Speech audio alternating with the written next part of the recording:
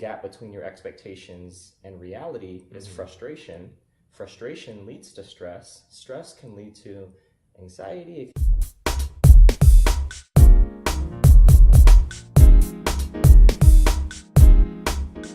So I'm sitting here with my buddy, Lance McGowan, who has a new book, 30-Day Guide to Reducing Stress at Work. So we're going to talk about that a little bit.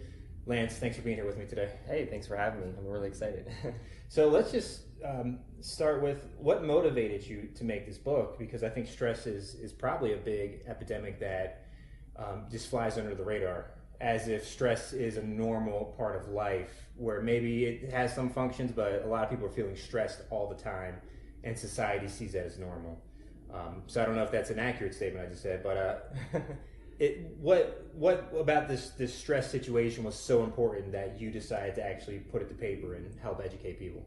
Yeah, I think for me it stemmed from my previous work experience. I worked for PepsiCo for almost 7 years and went through a lot of ups and downs with regards to my own stress levels, with deadlines, with expectations, with call-offs, with long hours, with rework that I had to do if I made a mistake, with tons of different things and that was also in the headquarters environment, but also the field-based people management side of things. And so there was everything from planning and execution and trying to save money all the way to hiring, firing, interviewing, which affects people's lives and their families and stuff. And so that was a lot of stress for me. I would say at the peak of my stress levels, it would probably be at like a 8 or a 9, and oftentimes my skin would break out really bad. I'd get really bad acne because my cortisol levels and adrenaline were going up, and it just affected my overall quality of life. It really brought it down.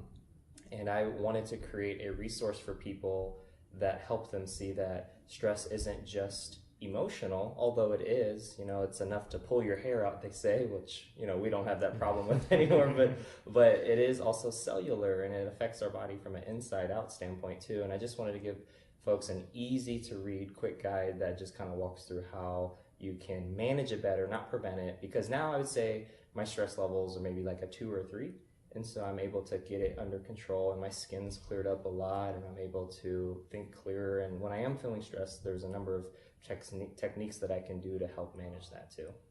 Now, you said to help people manage it better, not to get rid of it completely. Mm-hmm. Is that because stress is actually a natural part of life, and perhaps the volume of stress should be at a 1, and we've turned it up to 110? So you believe it's always going to be there, but we need to manage it better. Is that accurate? Yeah. For me, stress is just an emotion or a feeling that occurs. It's almost like a warning sign of, hey, something's happening.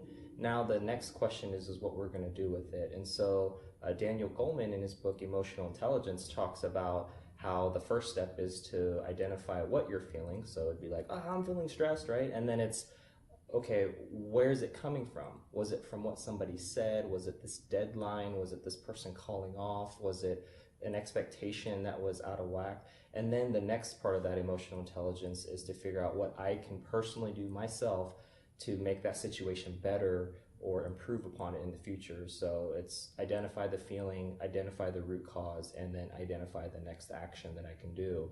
And that's really the best that we can do. And a lot of that, I have it in my book, but it talks about the gap between your expectations and reality is frustration.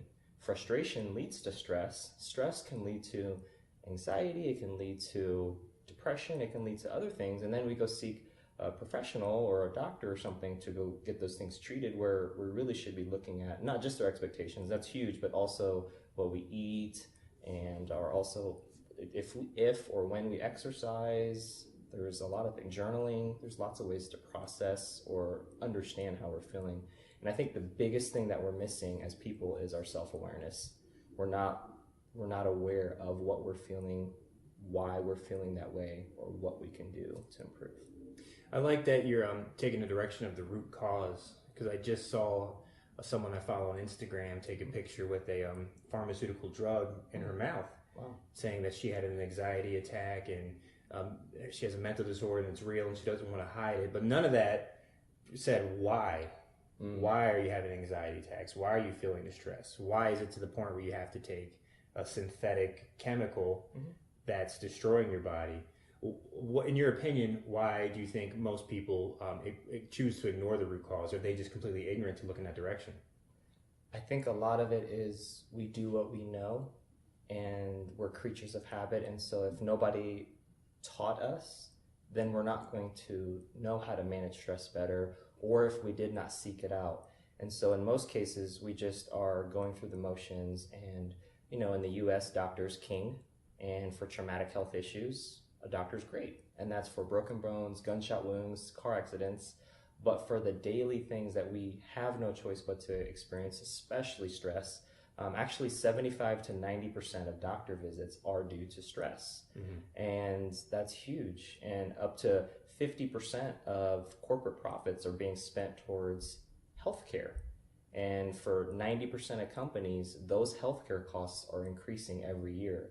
And so, and when we spend over $6.5 trillion on healthcare as a nation, and so that's huge amounts of money that is being spent towards things that are really preventable through proper diet, lifestyle, expectations, and understanding the root cause. But to answer your question, I think it's just we do what we know, and unless we're taught, then we won't do something different. And if we do have a more broken family or broken past that doesn't allow us to do that, like my mom is on her 5th marriage. My dad had 5 different kids, 4 different women, was married and divorced numerous times. I didn't know how to deal with conflict.